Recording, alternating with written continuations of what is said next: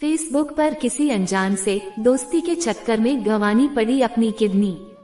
मित्रों, अभय एक सीधा साधा लड़का था। ग्रेजुएशन की पढ़ाई करने के लिए अब उसे अपना गांव छोड़कर शहर में दाखिला लेना था। किसान पिता ने एक एक पैसा जोड़कर अभय के लिए शहर में सारी व्यवस्था कर दी और ये सोचकर एक स्मार्टफोन भी दिला दिया कि ऑनलाइन पढ़ाई करने में इसका उपयोग होगा।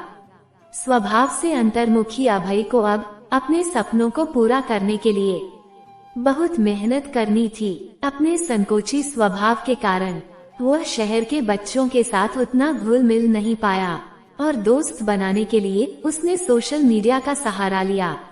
ऐसे ही फेसबुक पर उसी शहर के मयंक नाम के एक लड़के से उसकी दोस्ती हो गई। मयंक का प्रोफाइल अभय को बहुत पसंद आया था। दोनों के बीच मैसेजेस का आदान प्रदान होना शुरू हो गया। पढ़ाई के लिए गए फोन का प्रयोग अब दोस्ती और मनोरंजक वीडियोज देखने में होने लगा। यहाँ तक कि क्लास करते हुए भी अभय का ध्यान मोबाइल स्क्रीन पर ही लगा रहता। मयंक और अभय की दोस्ती भी गहरी होती गई, यहाँ तक कि मयंक कई बार उसका फोन भी रिचार्ज करा देता। देखते देखते उनकी फ्रेंडशिप को 2-3 महीने बीत गए, पर अभी भी उनकी एक बार भी मुलाकात नहीं हुई थी। फिर एक दिन मयंक ने अभय को एक जगह बुलाने के लिए कॉल की। यार, एक बहुत अच्छी अपॉर्चुनिटी है, तू सुबह 10 बजे व्हाट्सएप के पते पर आ जा। अब पढ़ाई के साथ साथ तू हर महीने 5,000 रू भी कमा सकता है और इसी बहाने हम दोनों पहली बार फेस टू फेस मिल भी लेंगे। अभय की खुशी का ठिकाना नहीं था।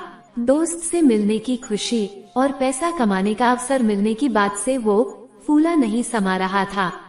अगले दिन वह सुबह जल्दी उठा और तैयार होकर मयंक के दिए पते की ओर बढ़ गया। वो जगह शहर से कुछ दूर थी, इसलिए अभय उधर जा रही एक बस पर सवार हो गया। 1 घंटे के सफर के बाद आखिरकार वो पूछते पाछते दिए हुए पते पर पहुंचा। अभी वह दरवाजा खटखटाता कि इससे पहले एक कार उसके पास आकर रुकी।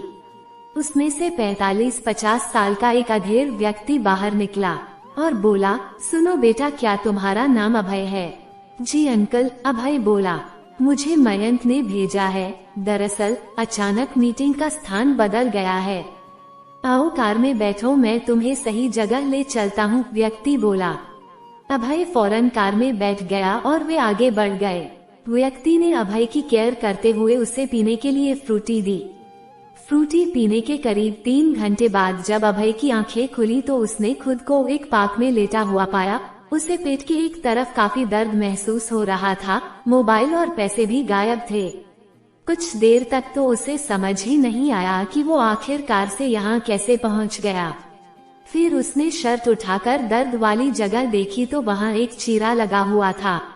अभय का दिल तेजी से धड़कने लगा। वो समझ चुका था कि उसके साथ कुछ बहुत गलत हो चुका है।